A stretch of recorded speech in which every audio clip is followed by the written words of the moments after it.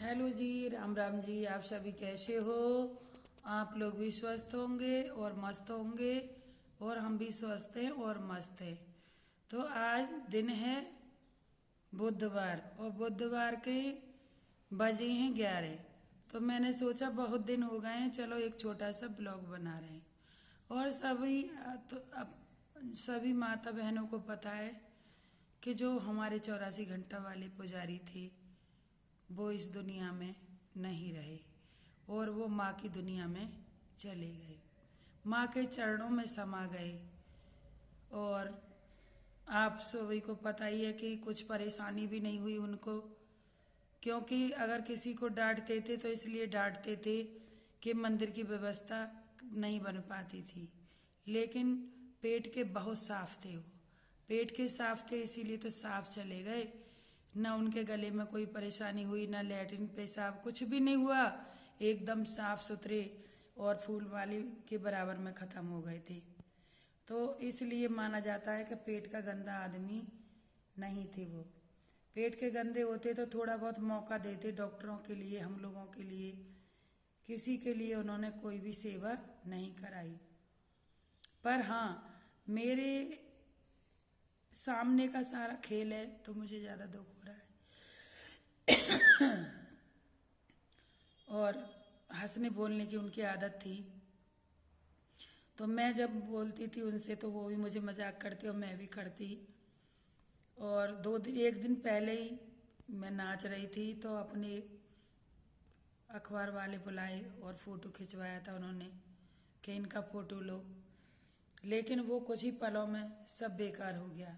कुछ ही पल की खुशी थी, और खुद ही रोजाना बोलते थे कि ये नौदरगा अच्छे नहीं आए हैं, इन नौदरगों में अच्छा नहीं लग रहा है, भीड़ नहीं आ रही है, और माता रानी हाथी पर सवार होके आई हैं इस बार, तो इसलिए अच्छा नहीं लग रहा है। ये नहीं पता थी कि मैं ही इस दुनिया से चला जाऊंगा, मेरे लिए ही अच्छे नहीं आए हैं। और माता रानी के भक्त तो वो थे ही, कभी उनको कोई बीमारी हो जाती थी, कुछ भी हो जाता था, लेकिन भाई साहब कभी दवाई भी नहीं लेते थे, और आंख बनवा के आए थे, बस एक दिन ही लेटे थे। हम लोग एक एक महीना परहेज करते हैं, और दूसरे दिन ही उन्होंने जयकारे लगाए थे माता रानी की। तो जो माता का इतना बड़ा भक्त है उन्हें माता दुख कैसे देती। और ये भी नहीं कि खड़े से गिरे थे, बहुत धीरे से माँ ने अपनी गोदी में लेके उन्हें लिटाया, क्योंकि लेटने का बहाना उनके पास हुआ था। गोदी में लेके उन्हें लिटाया माँ ने, कोई भी नहीं तो अगर उन्हें चक्कर आता घबराते तो ऊपर से भी तो गिरते, लेकिन खड़े होके भी नहीं गिरे थे वो, तो बड़े आराम से माँ ने उन्हें गोदी में लेके लिटाया था। तो बस उनके कर्म ही इतने अच्छे थे। और डांटते नहीं थे, सब लोगों को ही डांटते थे, अगर नहीं डांटते तो मंदिर की व्यवस्था खराब हो जाती। और मैं अब चाय बनाई है मैंने 11 बजे, मेरा मन बिल्कुल नहीं करता, ना चाय पीने का करता ना कुछ खाने का करता। मुझे बस यही रहता है कि हमारी ज़िंदगी कितनी छोटी सी है, कितनी छोटी सी ज़िंदगी होती है कि पल भर में आदमी मिट जाता है, पल भर में सेकंड में चला जाता है। मिनट तो बहुत भारी होती हैं। और देखो उस हिसाब से ना मैंने पूजा करी है, मेरे से किसी की भी कसम ले लो, कोई सोच रहे होंगे लोग कि झूठ बोलती है। ना मुझे कुछ खाया जा रहा है और ना ही मुझे कुछ पिया जा रहा है। और बताएं कि मैंने पूजा भी उस हिसाब से नहीं करी जैसे मैं हर 9 दुर्गों में करती हूँ। मन ही नहीं हो रहा, क्योंकि मेरे सामने का पूरा वो सीन घूमता रहता है मेरे दिमाग में कि बताओ, मंदिर भी खोला, जोत में तेल भी डाल दिया भाई साहब ने, और माता रानी के फूल भी झाड़ के चले गए थे, और पल भर में क्या हो गया। तो वो भजन गाते हैं लोग, पर में पल्ले क्या हो जाए पता नहीं मानव के शरीर का। तो हमारे शरीर पर घमंड करते हैं लोग कि हमारा शरीर तो अभी मजबूत है, हमें किसी की क्या ज़रूरत पड़ेगी। तो देखो, उन्हें न अपने परिवार की ज़रूरत पड़ी, न अपने बच्चों की ज़रूरत पड़ी, न पत्नी की ज़रूरत पड़ी, अकेले ही एकांत में आके लेट गए थे। एकांत ही थी वो, अगर वो मालिन ना होती तो कौन बताता कि भाई साहब वहाँ पड़े हैं, और इतनी जल्दी उनके प्राण निकल गए। तो अब जो हुआ वो हुआ, लेकिन भाई साहब हमारी सबकी जो गलतियां हों क्षमा करना, और माता से और अपने जाके कहना कि हमारे भक्तों को सुख देना, स्वस्थ शरीर देना, और हमारी पत्नी को भी शक्ति देना माँ। क्योंकि भाई साहब पत्नी का तो आदमी होता है, और वैसे भी हमारी भाभी तो बहुत ही ज़्यादा सीधी औरत है। उनको तो ये भी नहीं पता क्या हो रहा है, कौन क्या कह रहा है, बेचारी इतनी सीधी हैं। पता नहीं गऊ जैसी हैं, जैसे गाय के लिए बोल देते हैं हम लोग कि कितनी सीधी हैं, वैसी हमारी भाभी भी बहुत सीधी हैं। और देखो मंदिर में कितने ही पुजारी बन जाओ, कितने ही पुजारी बन जाओ, कितने ही पूजा पाठ करने वाले, लेकिन भाई साहब जैसी शक्ति किसी में नहीं है, और ना ही उनके खड़े होने का ही बहुत बड़ा वो प्रभाव होता लोगों पे। तो वैसे मंदिर नहीं चल पाएगा, चाहे कोई कितनी भी कोशिश कर ले।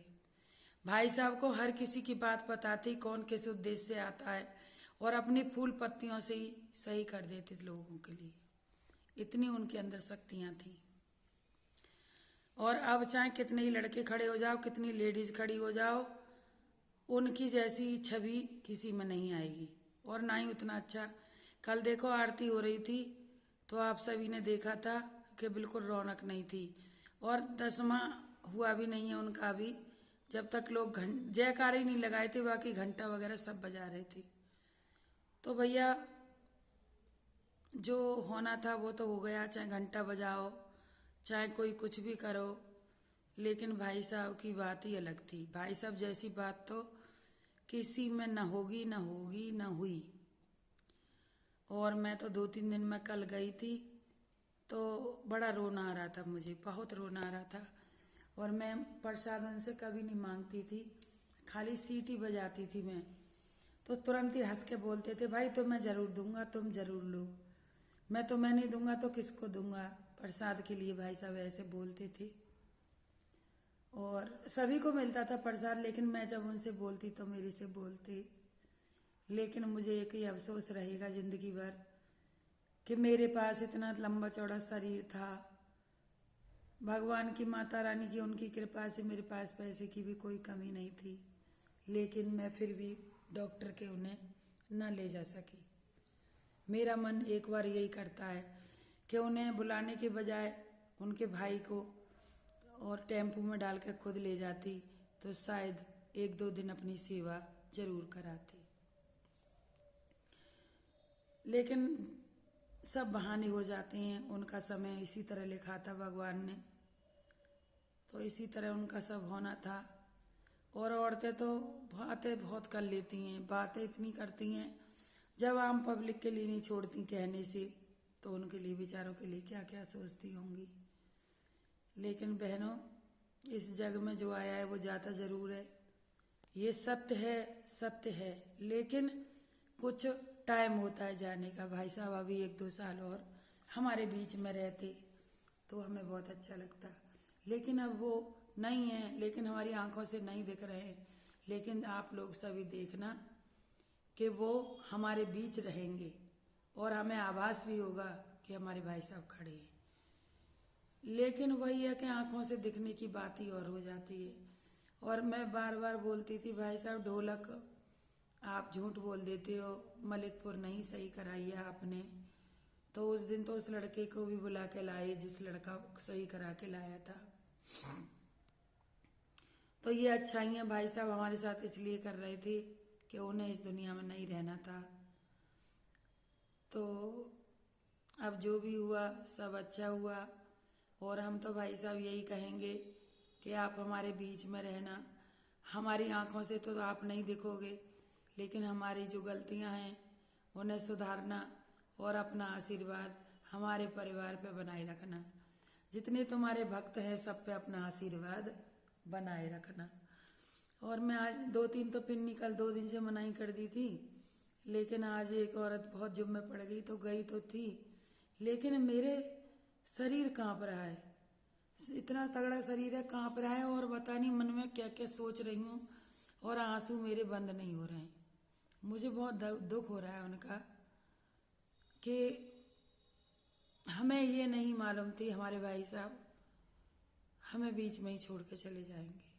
और आप सभी को बताऊं, प्यार गलत उद्देश्य से ही नहीं होता है। प्यार एक कुत्ता से, बिल्ली से, चिड़िया से भी हो जाता है। वो तो इंसान थे। हम लोग जब यहाँ बरेली में आए थे तो हमारे पास कुछ भी नहीं था। हमारे पति खाली सर्विस करते थे, वो भी सिपाही थे। उसके बाद में आज इंस्पेक्टर मेरे पति हैं। मेरे दोनों बेटे लग चुके हैं। मेरे पास नाती भी है। जिस चीज़ के लिए मैं उनसे बोलती थी तो मुझे फूल पत्तियां दे देते थे। उसी से हमारे हर काम बनते रहते थे। तो कैसे भूल जाएंगे हम उनको? हम जीवन में उन्हें नहीं भूल पाएंगे। हमारे साथ अपना आशीर्वाद बना गए भाई साहब। और कोई कुछ कहे लेकिन मैं उन्हें कभी नहीं भूल पाऊंगी। अपने दिल की बात बता रही हूँ बहनों। गलत समझना, अच्छा करना वो हमारा नसीब था जो हमने करा। लेकिन भाई साहब जहाँ भी रहें वो भी खुश रहें और उनके जितने भक्त हैं वो भी सब खुश रहें। तो बहन, ब्लॉग अगर मेरा अच्छा लगे तो लाइक कमेंट करना और शेयर ज़रूर करना। और जय माता की, जय श्री राधे, जय श्री श्याम।